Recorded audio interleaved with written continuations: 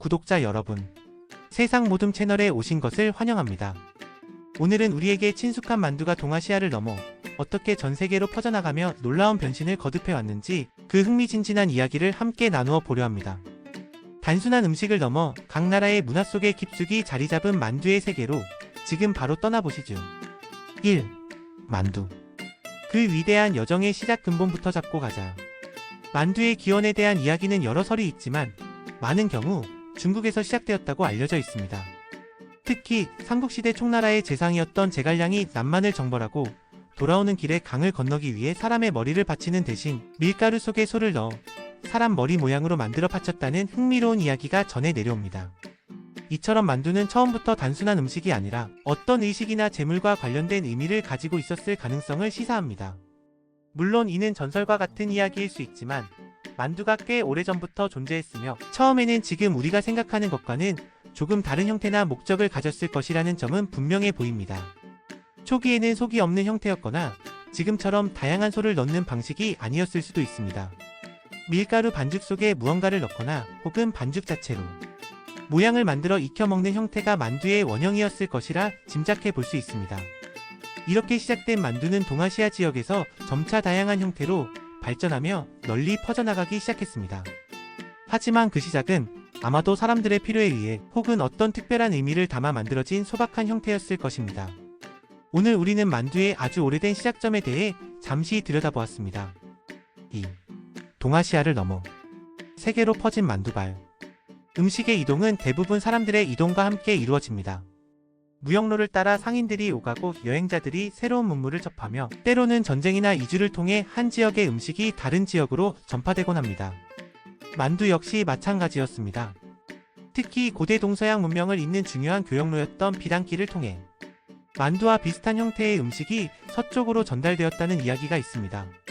밀을 주식으로 하는 중앙아시아나 중동 지역에서는 이미 밀가루 반죽을 활용한 다양한 음식이 있었고 이곳에서 만두의 개념이 각 지역의 식문화와 결합하며 새로운 형태로 발전했을 가능성이 높습니다. 이렇게 만두는 각기 다른 기후, 구할 수 있는 식재료, 그리고 사람들의 조리 방식에 따라 끊임없이 변모하며 퍼져나갔습니다. 러시아의 펠메니, 이탈리아의 라비올리, 중앙아시아의 만티, 터키의 만트와 같이 이름도 모양도 조금씩 다른 하지만 속을 채운 반죽이라는 공통점을 가진 만두의 친척들이 세계 각지에 탄생하게 된 것이죠. 단순히 음식이 전해진 것을 넘어 만두는 각 지역의 문화와 만나 새로운 의미를 얻기도 했습니다. 특별한 날에 함께 빚어 먹는 음식이 되기도 하고 길거리에서 간편하게 즐기는 음식이 되기도 하면서 말입니다. 동아시아에서 시작된 작은 만두 하나가 시간을 거슬러 그리고 대륙을 건너 전 세계로 뻗어나가며 수많은 변신을 거듭해 온 것입니다. 3. 모양도. 먹는 방식도 가지가지. 지구촌 만두 클라스. 우리가 흔히 만두하면 떠올리는 반달. 모양 외에도 전 세계에는 정말 상상조차 하지 못했던 모양의 만두들이 존재합니다. 네모반 듯한 모양, 삼각형 모양, 심지어는 주머니처럼 생긴 모양, 꽃처럼 아름다운 모양까지 각 지역의 식문화와 손기술에 따라 만두피를 접고 빚는 방식이 달라지면서 각기 다른 개성을 가진 만두들이 탄생했습니다. 모양뿐만 아니라 속 재료 역시 무궁무진하게 달라집니다. 우리가 아는 고기나 채소소는 기본이고 생선이나 해산물을 넣기도 하고 심지어는 과일이나 달콤한 소를 넣어 디저트처럼 즐기는 만두도 있습니다. 그 지역에서 가장 흔하게 구할 수 있는 식재료를 활용하고 사람들의 입맛에 맞게 변화하면서 만두의 속은 그야말로 세상의 모든 것을 담아낼 수 있게 된 것이죠. 그리고 만두를 먹는 방식 또한 가지각색입니다. 한국에서처럼 찜통에 쪄서 먹는 것이 가장 흔하지만 뜨거운 기름에 바삭하게 튀겨 먹기도 하고 팔팔 끓는 국물에 넣어 만둣국이나 스튜처럼 즐기기도 합니다. 심지어는 요구르트 소스를 얹거나 버터를 녹여 뿌려 먹는 등 만두를 즐기는 방식은 상상 이상으로 다양합니다. 이처럼 만두는 단순히 하나의 음식이 아니라 각 지역의 환경과 문화 그리고 사람들의 창의성이 더해져 끝없이 진화해온 변신의 귀재라고 할 수 있습니다. 전 세계 어디를 가든 그곳만의 독특한 만두를 만나는 것은 정말 즐거운 경험일 것입니다. 4. 만두. 단순한 음식을 넘어선 문화 코드. 음식은 단순히 배를 채우는 것을 넘어 사람들을 연결하고 문화를 공유하는 중요한 매개체 역할을 합니다. 특히 만두는 여러 문화권에서 단순한 일상식을 넘어 특별한 날에 함께 만들고 나누는 정의 상징이 되기도 합니다.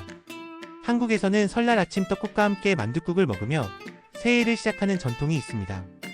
가족들이 둘러앉아 함께 만두를 빚으며 한 해의 복을 기원하고 조상님께 차례를 지낼 때 올리기도 합니다. 만두 속에 엽전이나 복을 상징하는 것을 넣어 행운을 빌기도 하는 등 만두는 가족의 화합과 새해의 희망을 담는 중요한 상징입니다. 중국에서도 만두는 명절에 빼놓을 수 없는 음식입니다. 특히 춘절설 날에는 온 가족이 모여 만두를 빚고 자정이 되면 만두를 먹으며 지난 해를 보내고 새해를 맞이합니다. 만두의 모양이 고대 중국의 돈인 은자와 비슷하여 재물복을 기원하는 의미도 담고 있습니다. 함께 만두를 빚는 과정 자체가 가족 간의 유대감을 강화하는 소중한 시간이 됩니다. 러시아의 펠멘이나 중앙아시아의 만티 역시 명절이나 잔치 때 빠지지 않고 등장하는 음식입니다. 추운 겨울 온 가족이 둘러앉아 많은 양의 만두를 미리 만들어 저장해두고 필요할 때마다 꺼내 먹으며 겨울을 나는 지혜가 담겨있기도 합니다. 함께 노동하고 함께 나누는 공동체 의식이 만두 속에 스며들어 있는 것이죠. 이처럼 만두는 그 모양과 속 재료, 먹는 방식은 달라도 사람들을 하나로 모으고 소중한 의미를 공유하는 문화 코드로서의 역할을 톡톡히 해내고 있습니다. 미래의 만두는 어떤 모습일까? 이제 마지막으로 아주 흥미로운 상상을 해볼 차례입니다. 바로 미래의 만두는 어떤 모습일까? 하는 질문에 대한 답을 찾아보는 것입니다. 음식 트렌드는 끊임없이 변화하고 사람들의 라이프 스타일과 가치관에 따라 음식의 모습도 달라집니다. 이러한 변화 속에서 만두 역시 미래에는 지금과는 또 다른 형태로 우리 곁을 찾아오게 될 것입니다. 먼저 건강과 지속 가능성에 대한 관심이 높아지면서 건강 만두의 등장을 예상해 볼 수 있습니다. 단순히 채소소를 넘어 식물성 단백질을 활용하거나 글루텐 프리 만두피를 사용한 만두, 특정 알레르기가 있는 사람들도 안심하고 먹을 수 있는 맞춤형 만두 등이 더욱 다양해질 것입니다. 제로 웨이스트를 실천하기 위한 포장재의 변화나 친환경적인 생산 방식 또한 미래 만두의 중요한 부분이 될 수 있습니다. 또한 급변하는 푸드테크 기술과 만나면서 만두의 형태나 조리 방식에도 혁신이 일어날 수 있습니다. 3D 푸드 프린팅 기술을 활용하여 원하는 모양이나 디자인의 만두를 즉석에서 만들어 먹거나 인공지능이 개인의 건강 상태나 선호도에 맞춰 최적의 만두 레시피를 제안하고 만들어주는 시대가 올지도 모릅니다. 세계를 여행하지 않고도 각 나라의 특색 있는 만두를 쉽게 맛볼 수 있도록 글로벌 퓨전 만두가 더욱 대중화될 수도 있습니다. 전혀 예상치 못한 식재료나 향신료가 만두소로 들어가거나 새로운 조리법이 적용되면서 만두의 맛과 형태는 더욱 다채로워질 것입니다.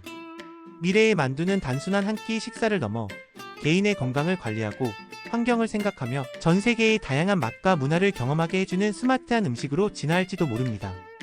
오늘은 이렇게 만두의 위대한 여정과 전 세계에서의 다채로운 변신에 대해 알아보았습니다. 단순해 보이는 만두 한 알에 이렇게 깊은 역사와 다양한 문화가 담겨 있었다니 정말 놀랍지 않으신가요? 오늘 영상이 즐거우셨다면 좋아요와 댓글 부탁드리고요. 앞으로도 세상 모듬 채널에서 펼쳐질 다양한 세상 이야기에 함께하고 싶으시다면 구독과 알림 설정 잊지 마세요. 다음 영상에서 또 만나요. 감사합니다.